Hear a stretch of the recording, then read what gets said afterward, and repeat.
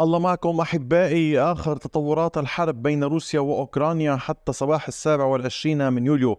لدينا تطورات كثيرة. القوات الروسية تتمكن من اقتحام عدد من القرى، لذلك رجاء تابعوا الفيديو حتى النهاية. ولكن قبل ذلك أتمنى من حضرتكم مشاركة الفيديو على أوسع نطاق ودعوة أصدقائكم للانضمام إلى القناة. ولا تنسوا رجاء الانضمام إلى قناة التليجرام، سأضع الرابط في أول تعليق.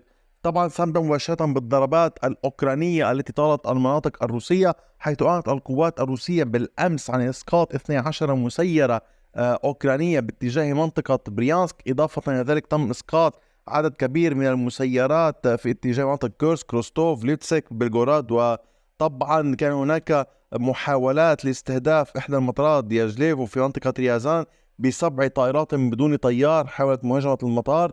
طبعا يركز الأوكران على استهداف البنية التحتية في روسيا عبر الطائرات بدون طيار، عبر الصواريخ البعيدة المدى، والتي يقول الروس دوما أنها تحتاج إلى متخصصين أجانب لتشغيلها، ما يعني اتهاما ضمنيا لهذه الدول التي قدمت الصواريخ بدعم أوكرانيا وبالتواجد على الأرض مع أوكرانيا. إضافة إلى ذلك تحاول دوما القوات الأوكرانية استهداف شبه جزيرة القرم بالقوارب الآلية. لذلك قامت القوات الروسية، وعرضت الصور على قناة التليجرام منذ عدة أيام، ببناء حاجز دفاعي عند جسر القرم في محاولة لحمايته من أي محاولات أوكرانية لاستهدافه. طبعا كما تعلمون أحبائي، أهم أمر في الحرب هو الإمداد، وبالتالي مع تعمق القوات الروسية والدخول إلى العمق أكثر تحتاج إلى خطوط إمداد آمنة. وهذا ربما تراهن عليه القوات الأوكرانية، دفع القوات الروسية للتوغل إلى العمق أكثر،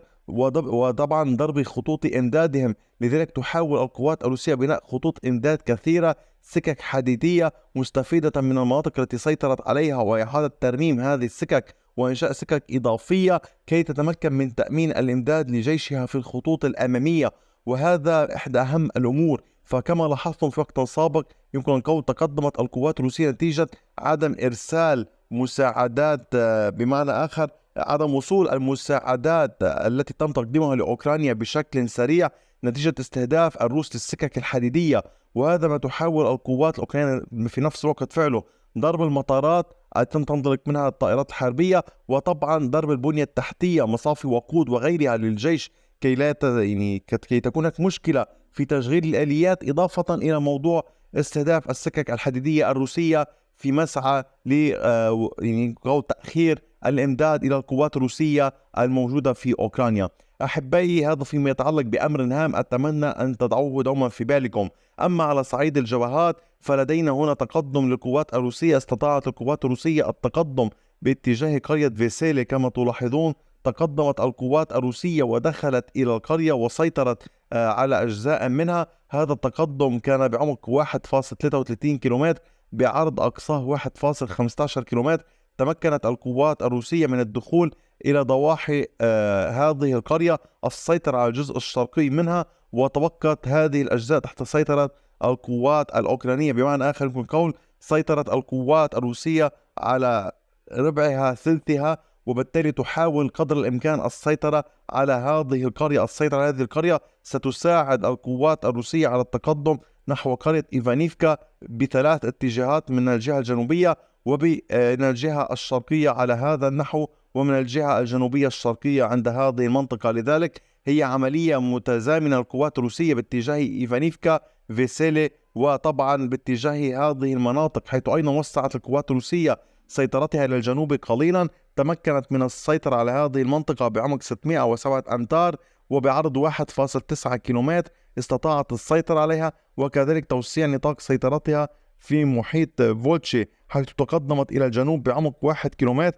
على امتداد أقصاه 150 مترا، واستطاعت السيطرة على هذه المنطقة. إذا كما هو واضح وكما أشرت لكم على مدار 3 فيديوهات في الأيام السابقة، القوات الروسية تواصل عملياتها العسكرية، تحاول الضغط باتجاه الجنوب، باتجاه هذه البلدات الهامة، الضغط قدر الإمكان أيضا انطلاقا من نوفوسيليفكا، وأيضا تحاول قدر الإمكان التوسع نحو على طول السكة الحديدية. هنا هذه السكة الحديدية تؤدي إلى أهم المناطق الأوكرانية الموجودة هنا، وبالتالي هناك مسعى روسي للوصول إلى هذه المنطقة، وفي نفس الوقت الضغط على باقي القرى. طبعا اشتباكات قوية تجري جدا باتجاه تيموفيفكا منذ أيام. القوات الروسية متوقفة هنا، ربما تنتظر أمرا ما، ربما تحاول التقدم ولكن القوات الأوكرانية تمنعها. فهناك اشتباكات كبيرة عند هذه القرى، محاولات روسية متواصلة ولكن لا تغيير في خريطة السيطرة.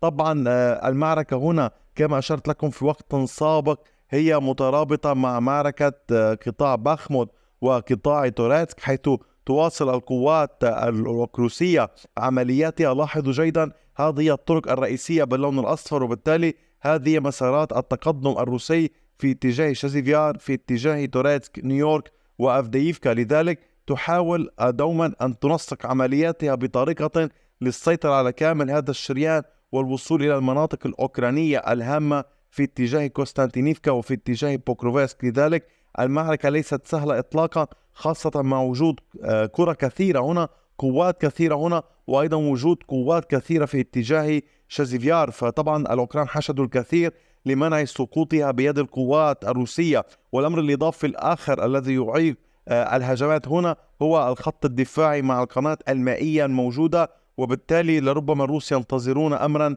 أو لديهم خطة أخرى أو يحاولون الحصول على فرص إضافية تمكنهم من اقتراح خطط إضافية للتوغل أو الالتفاف على هذه المناطق جميعا.